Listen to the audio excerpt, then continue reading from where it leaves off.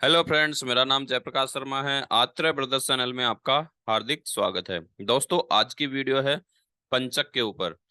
पंचक क्या होते हैं, पंचक क्यों आते हैं और पंचक में क्या चीज वर्जित की जाती है, वह इस वीडियो के जरिए हम देखेंगे। तो देरी न करते हुए हम इस वीडियो को आगे बढ़ाते हैं। दोस्तों, हमारी ज्योतिष शास्त्र में टोटल 27 प्रकार के नक्षत्र होते हैं। उनमें 5 प्रकार के नक्षत्र जो सबसे आखिरी में आते हैं, वह 5 प्रकार के नक्षत्र हमारे ज्योतिष शास्त्र में अशुभ माने गए हैं। और उन अशुभ नक्षत्र में हम कोई भी शुभ काम नहीं कर सकते। अगर वह शुभ काम करते हैं तो उस शुभ काम में हमारे बाधाएं आती हैं। तो वह 5 कौन से नक्षत्र हैं और वह कितने दिन आते हैं? दोस्तों, जैसे कि मैंने बताया है कि 27 प्रकार के नक्षत्र हैं और वो लास्ट के 5 नक्षत्र होते हैं जो कि 5 दिन तक चलते हैं। तो इसी प्रकार से पंचक का मतलब हुआ कि 5 दिन तक कोई भी शुभ काम हम नहीं कर सकते। अब 5 दिन और 5 नक्षत्र, यानी एक नक्षत्र एक दिन चलता है, तो ऐसे टोटल 5 दिन तक पंचक चलते हैं। अब बात करते हैं कि ऐसे कौन से 5 नक्षत्र हैं जो हमारे ज्योतिष शास्त्र में अशुभ माने गए हैं और उनको आने पर हम कुछ शुभ काम नहीं कर सकते, चुनिंदा शुभ काम हम नहीं कर सकते। जैसे इस वीडियो में दिए गए चुनिंदा जो वर्क हैं वह हम पढ़ेंगे, देखेंगे कि वह काम हम नहीं करते। तो देरी न करते हुए हम उन 5 नक्षत्रों को देखते हैं। सबसे पहला है घनिष्ठा नक्षत्र, शतभिषा नक्षत्र, पूर्व भाद्रपद नक्षत्र, उत्तरा भाद्रपद नक्षत्र और अंतिम में है रेवती नक्षत्र। ऐसे टोटल 5 प्रकार के नक्षत्र हैं।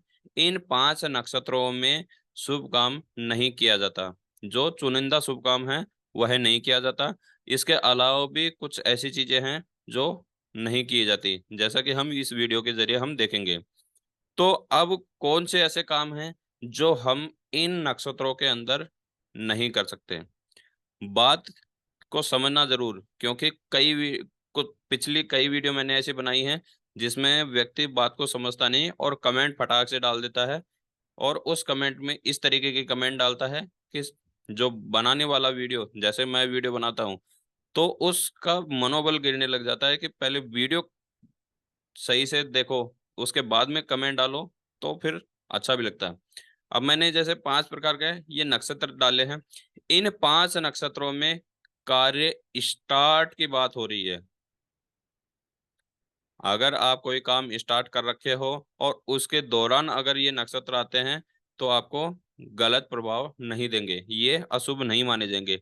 लेकिन अगर आप इन 5 प्रकार के नक्षत्रों में दिए गए कार्य स्टार्ट करोगे तो यह नक्षत्र प्रभावशाली होंगे और वह अपना प्रभाव जरूर दिखाते हैं। तो वो कौन से काम हैं जो हम इन नक्षत्रों में स्टार्ट नहीं कर सकते? जैसा कि पहला है यात्रा। अगर आप इन 5 प्रकार के नक्षत्रों में कोई भी नक्षत्र आप उस दिन चल रहा है जिस दिन आप दक्षिण दिशा की साइड यात्रा कर रहे हैं, तो आप उस यात्रा को स्टार्ट नहीं करें, क्योंकि यह यात्रा वर्जित बताई गई है। उसके बाद बात करते हैं, अगर 5 प्रकार के नक्षत्र हैं, इनमें कोई भी नक्षत्र चल रहा है और अगर आप खाट या चारपाई का निर्माण कर रहे हैं, तो वह निषेध बताया गया है, वर्जित बताया गया है कि इन नक्षत्रों के दौरान आप खाट और चारपाई का निर्माण नहीं करना चाहिए। अगर घनिष्ठा, शतभिषा, पूर्व भाद्रपद, उत्तर भाद्रपद, रेवती नक्षत्र, ये 5 प्रकार के नक्षत्र चल रहे हैं और उसी टाइम अगर आप मकान के ऊपर लेंटर छत डाल रहे हैं, तो इस 5 प्रकार के नक्षत्र को त्याग कर ही आप छत डालें। अदरवाइज आपको नुकसान भी हो सकता है। डिपेंड है कि आपका लक कितना साथ देता है। उसके बाद बात करते हैं हम मकान निर्माण। अब बात करते हैं, यहाँ आपको समझ में आएगा। मकान निर्माण, एक महीने में कभी भी मकान नहीं बन सकता, जबकि यह नक्षत्र हर 27वें दिन घूम फिर के आते हैं। तो ऐसा क्या करें जिससे कि इस वीडियो को हम और भी गहराई से समझाएं। तो दोस्तों, मकान निर्माण का मतलब है कि मकान की जो नींव है, नींव जब लगाई जाती है तब ये नक्षत्र देखे जाते हैं कि कहीं आप पंचकों में मकान की नींव तो नहीं लगा रहे। अगर पंचक में नींव लगाते हैं तो वह मकान आपको अशुभ फल देने स्टार्ट कर देता है, आपको प्रॉपर तरीके से नहीं दे पाएगा, उसके हमेशा गलत ही परिणाम मिलेंगे। अब मेन टॉपिक की मैं बात करने जा रहा हूं जो कि आपकी लाइफ में कई बार आपके सामने यह चीजें आपको बहुत बार आ चुकी है। कई बार ऐसा देखा गया है कि जैसे कोई व्यक्ति एक्सपायर कर जाता है यानी देह त्यागता है, उस समय अगर इन 5 प्रकार का कोई भी नक्षत्र चल रहा है तो उस कंडीशन में, हालांकि वो शुभ काम नहीं बताया गया, लेकिन उस काम में इन 5 प्रकार के नक्षत्रों का बहुत महत्वपूर्ण दिया गया है। क्योंकि अगर कोई व्यक्ति डेथ हो जाता है, एक्सपायर हो जाता है, तो उसे 5 दिन तक नहीं रख सकते, क्योंकि बॉडी कंप्रोमाइज होने लग जाती है, तो वह सड़ने लग जाती है। तो ऐसी कंडीशन में क्या किया जाता है कि डाब के 5 प्रकार के पुतले बनाए जाते हैं और वह उस डेड बॉडी के साथ में जलाए जाते हैं, जिससे कि यह 5 प्रकार के नक्षत्र शांत रहें, यह उनका गलत प्रभाव नहीं डालने दे।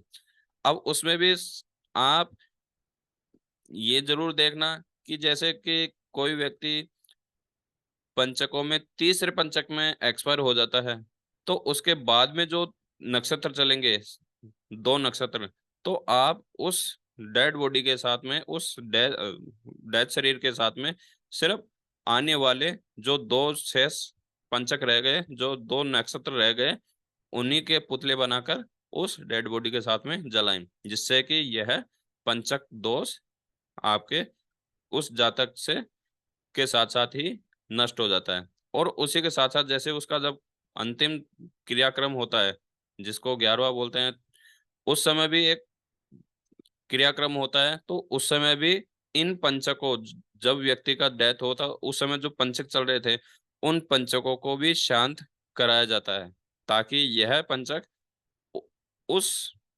परिवार से या उस एरिया से आपको गलत परिणाम नहीं दे पाए।